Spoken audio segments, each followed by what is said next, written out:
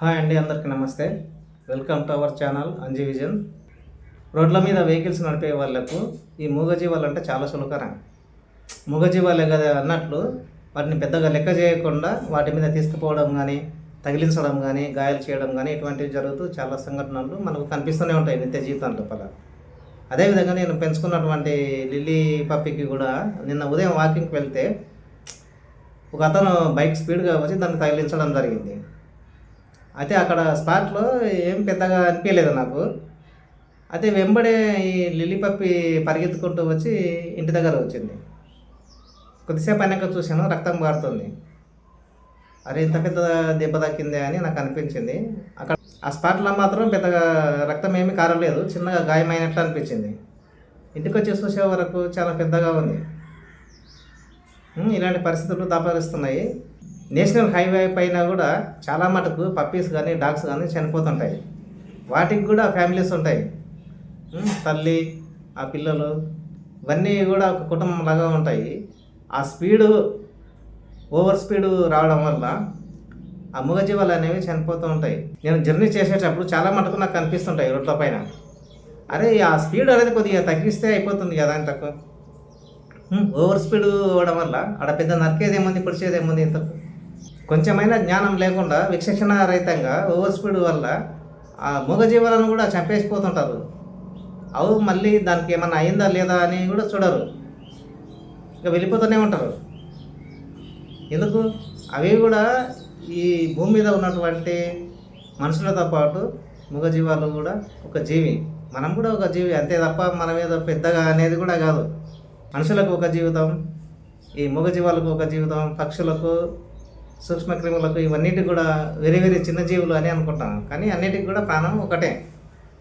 విషయాన్ని ప్రతి ఒక్కరూ కూడా వాహన చోదకులు అర్థం చేసుకోవాలి. ముఖ్యంగా మనకు దెబ్బ తాకితే, మనం చనిపోయినా మన కుటుంబ సభ్యులు ఏడవరా, బాధపడరా?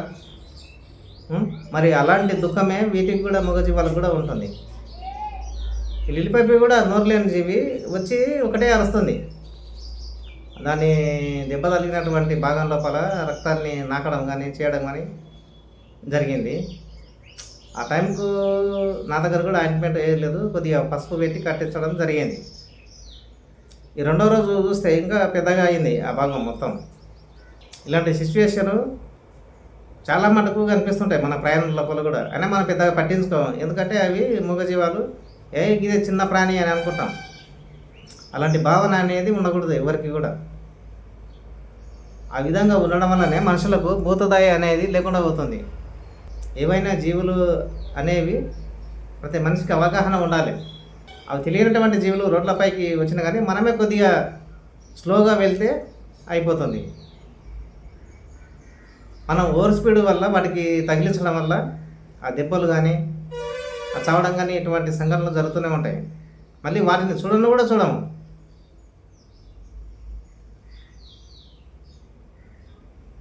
కాబట్టి దయచేసి ఎవరు కూడా వెహికల్స్ నడిపే వాళ్ళు, బైకులు కానీ, కార్లు కానీ, లారీలు కానీ, ఎవరు అయినా సరే నడిపే వాళ్ళు కాస్త మూగజీవాలు ఉంటాయి అనే విషయాన్ని గుర్తుంచుకోవాలి ఎప్పుడే కానీ. అవి అక్కడ మనకు కనిపించినప్పుడు కొద్దిగా స్లోగా వెళ్తే చాలు, అవే బయటికి వెళ్ళిపోతుంటాయి. మనం అవేవి చూడకుండా ఏం చేస్తుంటాం, తొందరగా వెళ్ళాలనే ఉద్దేశంతో ఓవర్ స్పీడ్ తోటి వెళ్ళినప్పుడు ఇవి రోడ్డు దాటడానికి కానీ, రోడ్డు పక్కన కానీ కన్ఫ్యూజ్ అవుతూ ఉంటాయి మూగజీవాలు. అటువంటి సమయంలోనే అవి చనిపోతుంటాయి, దెబ్బలు తగలడం కానీ, ఇంత వెహికల్స్ కింద పడడం కానీ ఇలా అవుతుంటాయి అన్నట్లు. ఎవరైనా సరే వాటికి కూడా ఫ్యామిలీస్ ఉంటాయి. కాబట్టి ఎవరైనా సరే ఒకటే గుర్తుంచుకోవాలి, వాటికి కూడా కుటుంబాలు ఉంటాయి, ఫ్యామిలీ ఉంటుంది అనే విషయాన్ని గుర్తుంచుకొని హ్యుమానిటీతోటి, మానవత్వంతో ఓవర్ స్పీడ్ తగ్గించి వెళ్తారని ఆశిస్తున్నాను. ఇప్పుడు చూడు, లిల్లీ పప్పికి మళ్ళీ ట్రీట్మెంట్ చేయాలి ఇవన్నీ అనేది ఒక రిస్క్తో కొడుకున్నటువంటి పని. అదే కొద్దిగా స్లోగా వెళ్ళి ఉంటే ఇవన్నీ ఏం కాకుండా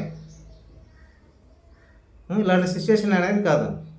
సో ఫ్రెండ్స్, ఈ వీడియోలో నేను ఇంతే విషయం చెప్పదలుచుకున్నాను. మీరేమైనా సలహాలు, సూచనలు ఉంటే ఇస్తారని ఆశిస్తున్నాను. Thank you so much. Next video.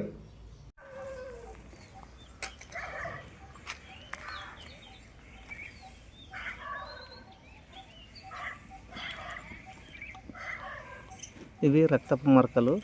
Lily పప్పి ఉదయం వాకింగ్కి వచ్చి దెబ్బ తగిలించుకున్నది. ఒక బైకు అతను వచ్చి తగిలించినట్లున్నాడు. ఇదిగో రక్తపు మరకలు జాడికి.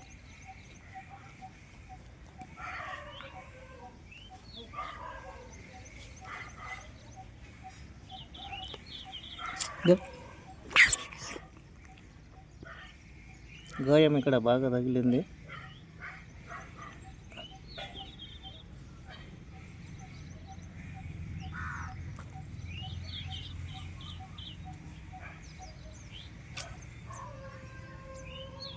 ఉదయం పూట బయటికి రావద్దంటే కూడా వినవు, వెంబడే వచ్చేస్తుంటాయి.